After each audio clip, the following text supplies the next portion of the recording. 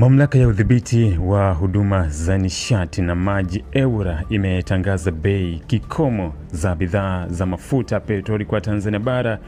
zitakazotumika kuanzia hii leo Novemba 5 mwaka 2025, ambapo katika bandari ya Dar es Salaam petroli itauzwa kwa shilingi 2752 kwa lita, Tanga shilingi 2813 na bandari ya Mtwara kwa shilingi 2884 kwa bei ya rejareja kwa lita.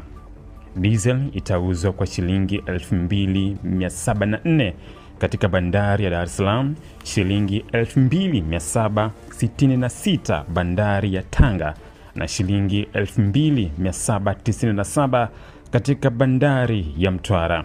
Katika mkoa wa Dodoma, petroli itauzwa shilingi 2831 kwa lita, diesel shilingi